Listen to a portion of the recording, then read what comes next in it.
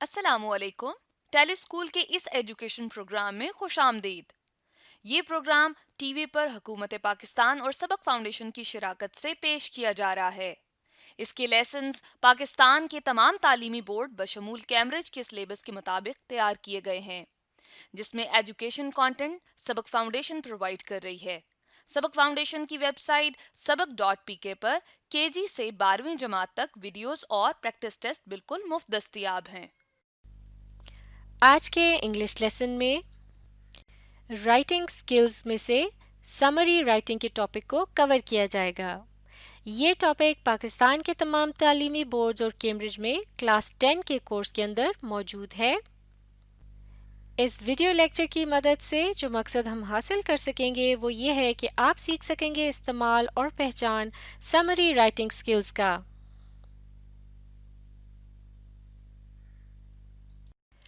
آج کے انگلش کے لیسن اور اس سے منسلک ویڈیوز کو گھر بیٹھ کر دیکھنے کے لیے آپ sabak.pk کی ویب سائٹ پر جا سکتے ہیں. یہاں پر تمام بورڈز کی 9ویں سے 12ویں جماعت تک انگلش کے سارے ٹاپکس پر ویڈیوز اور پریکٹس ٹیسٹس بالکل مفت موجود ہیں. ان کے ذریعے آپ اپنے کانسیپٹس کو پختہ کر کے امتحانات میں شاندار نمبر حاصل کر سکتے ہیں.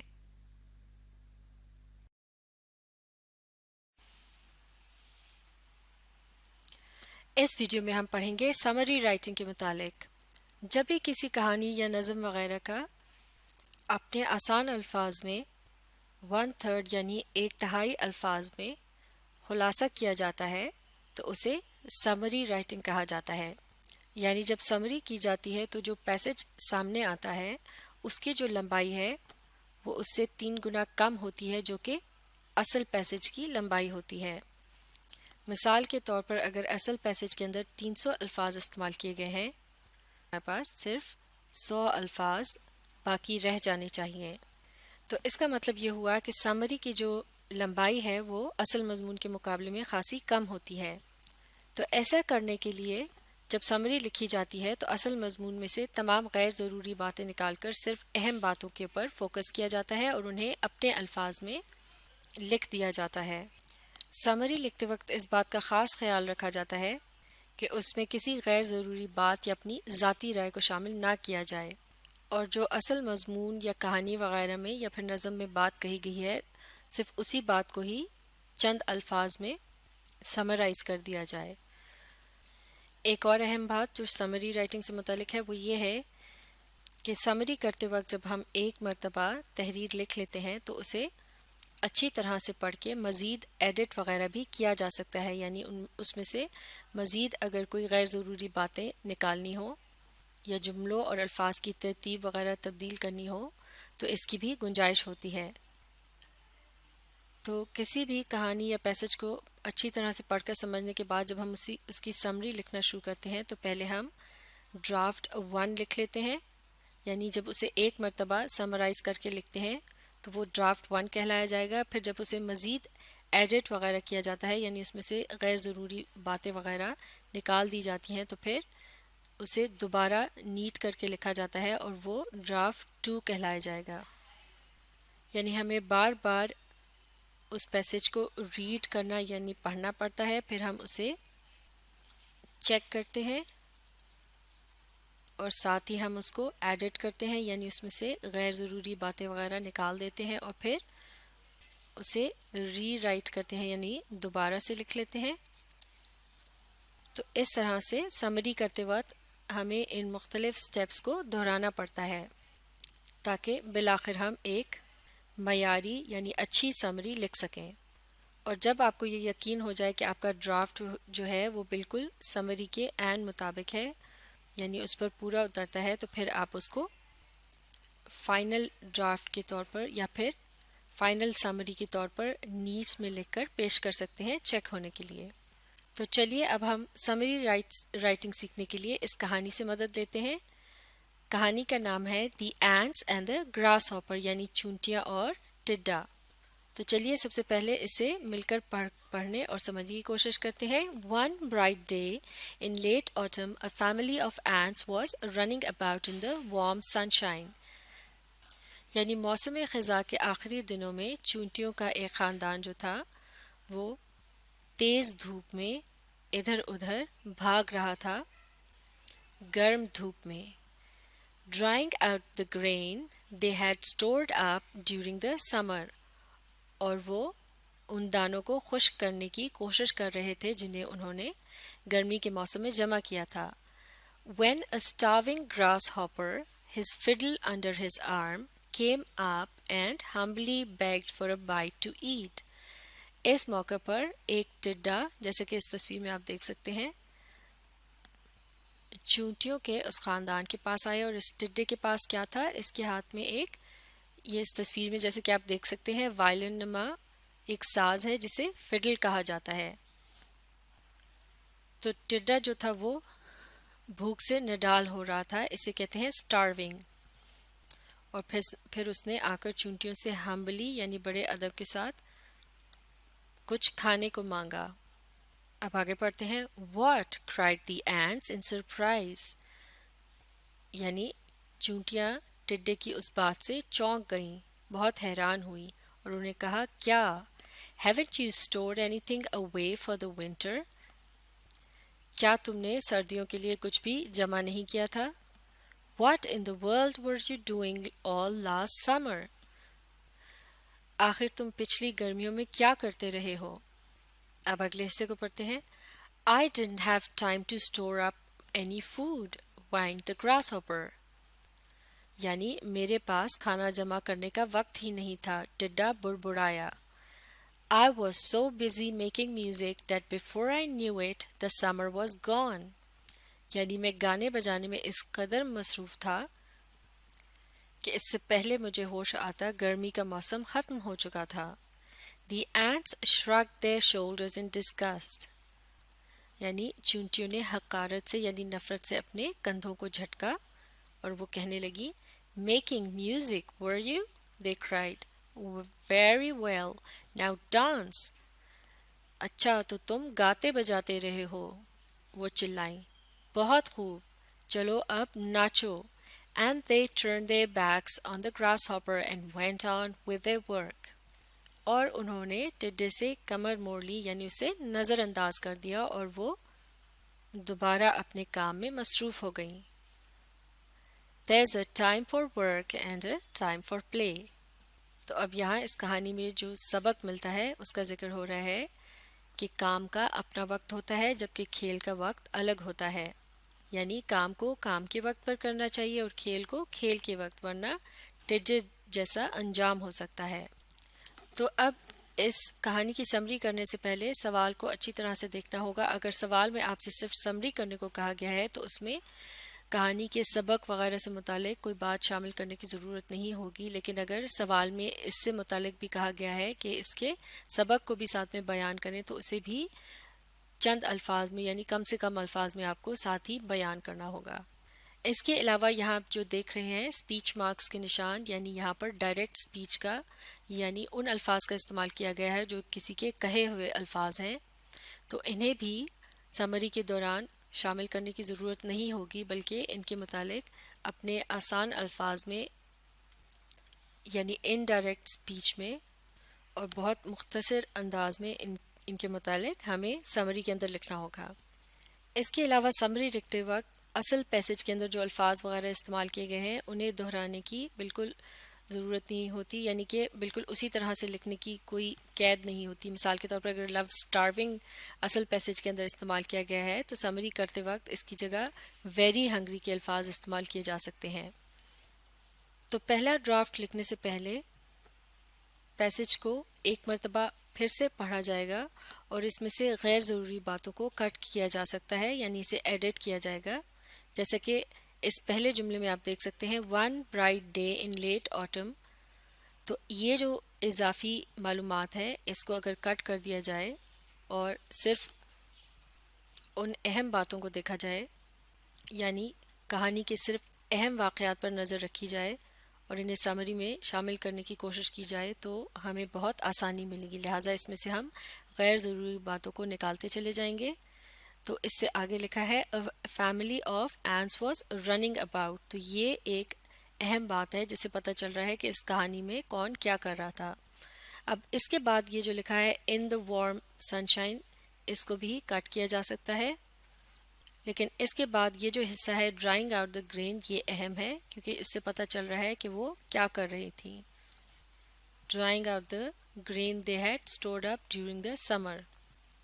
اس کے بعد اس سے اگلے حصے میں بھی ہم نے ہز فڈل انڈر ہز آرم اور حاملی ان الفاظ کو کاٹ کر جو حصہ بچا ہے وہ اس طرح سے ہے when a starving grasshopper came up and begged for a bite to eat۔ اب اسے ہم ساتھ ساتھ اگر چاہیں تو شارٹ بھی کرتے جائیں گے، لائک یہاں پر ہم لکھ سکتے ہیں فار فوڈ، تو a bite to eat کی جگہ اب ہم نے صرف فوڈ کا لفظ استعمال کر دیا۔ اس طرح آپ دیکھ سکتے ہیں کہ یہاں 4 الفاظ کے بجائے صرف ایک لفظ کے استعمال سے اسے ہم نے شارٹ کر دیا ہے۔ تو سمری میں چونکہ ہمیں اسے شارٹ کرنا ہوتا ہے، لہٰذا اس طرح کی بھی ٹیکنیکس استعمال کی جا سکتی ہیں۔ اب اگلے حصے میں آپ دیکھ سکتے ہیں کہ کچھ ایک قسم کی گفتگو چل رہی ہے جس میں چونٹیاں کچھ کہہ رہی ہیں، تو بجائے ان باتوں کو دہرانے کے جب سمری کی جائے گی تو صرف اس کے متعلق اشارتاً بات کی جائے گی کہ چونٹیاں جو تھیں وہ ٹڈے کی بات سن کر حیران ہوئی اور انہوں نے اس سے پوچھا کہ اس نے کھانا کیوں نہیں جمع کیا تھا۔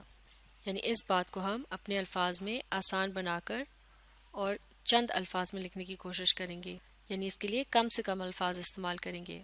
اسی طرح سے یہ جو اگلا حصہ ہے جس میں گراس ہوپر یا ٹڈا جو ہے چونٹیوں کو جواب دے رہا ہے کہ وہ گرمیوں میں گاتا بجاتا رہا اور اس نے کھانا جمع نہیں کیا، تو اس حصے میں سے بھی غیر ضروری باتوں کا نکال کر صرف اتنا کہا جا سکتا ہے کہ the grasshopper was busy making music in summer۔ تو یہاں آپ نے دیکھا the grasshopper was busy making music in summer، اور باقی چیزوں کو کٹ کر کے کس طرح سے اس کو ہم نے مختصر یعنی چھوٹا کر دیا ہے۔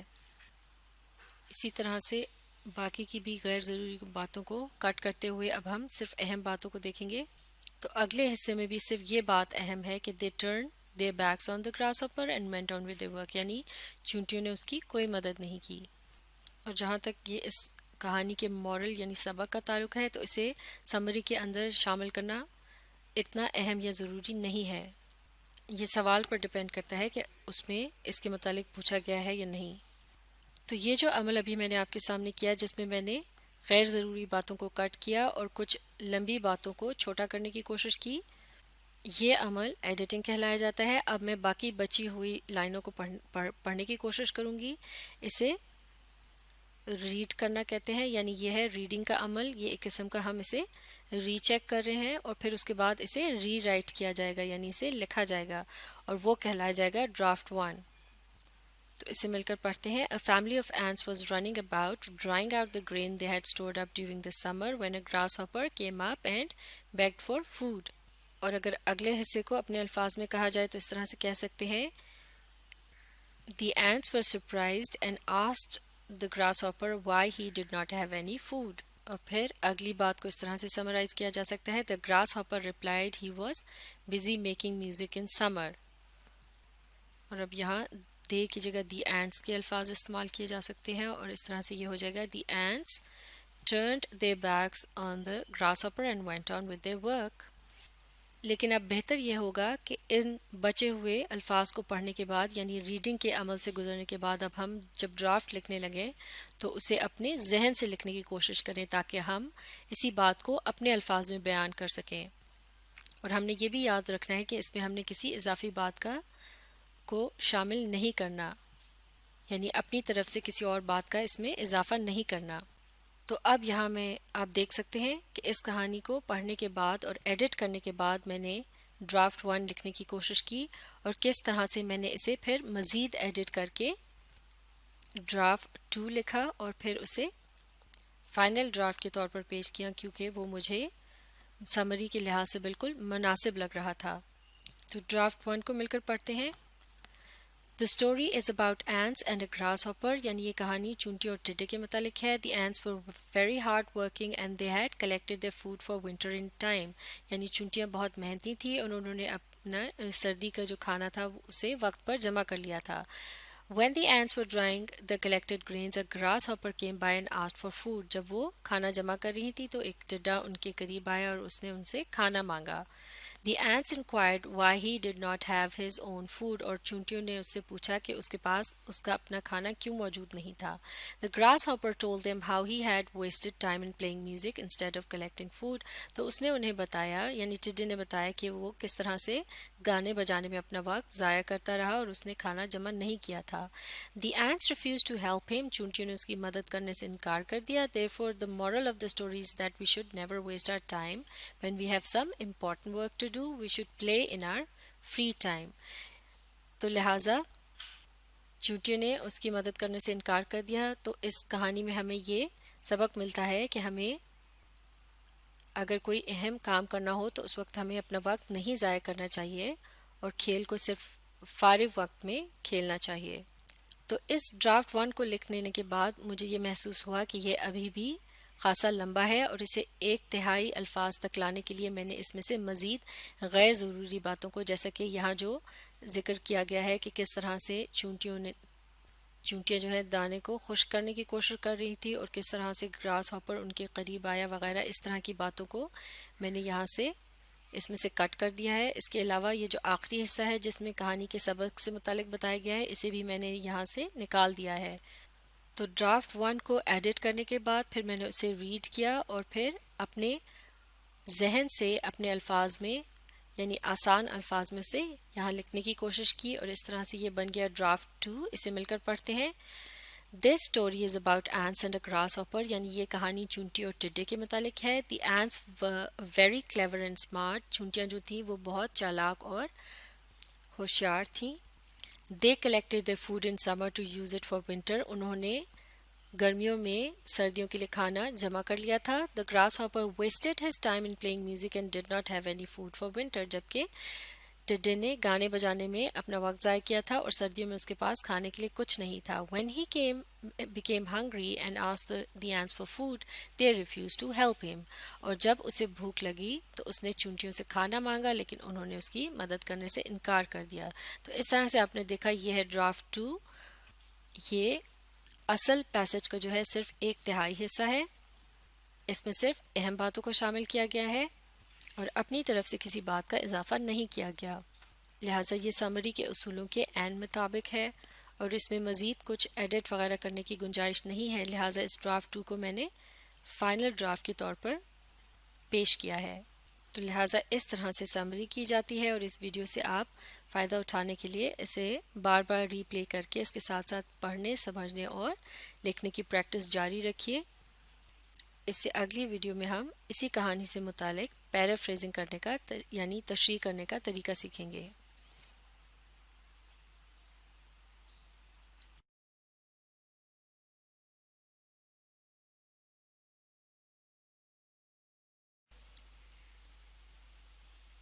اس سے پچھلی ویڈیو میں ہم نے سمری یعنی خلاصہ کرنے کے اہم سٹیپس کے متعلق پڑھا تھا.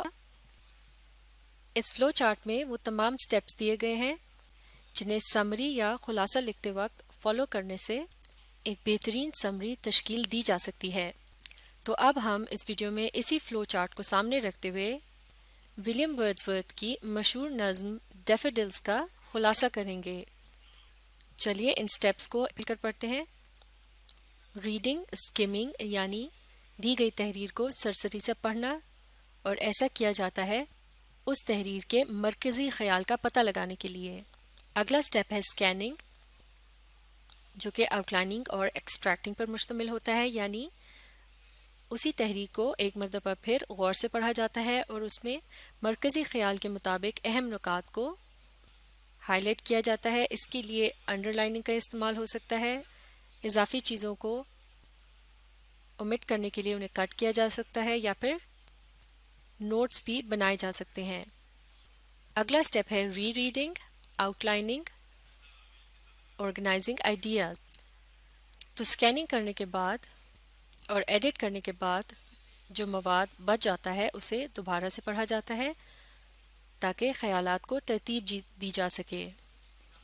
اگلے سٹیپ میں ایک مرتبہ پھر تمام معلومات کو اچھے سے چیک کر لیا جاتا ہے اور پھر لکھا جاتا ہے پہلا ڈرافٹ یعنی جن اہم نکات کو نکالا گیا تھا ان کو ترتیب اور ربط کے ساتھ اپنے الفاظ میں محدود ترین صورت میں لکھا جاتا ہے، اور پھر اس فرسٹ ڈرافٹ کو بھی ری چیک کیا جاتا ہے تاکہ اگر اس میں کوئی اضافی بات رہ گئی ہو تو اسے کٹ کر کے اسے مزید جامع اور مکمل بنایا جا سکے۔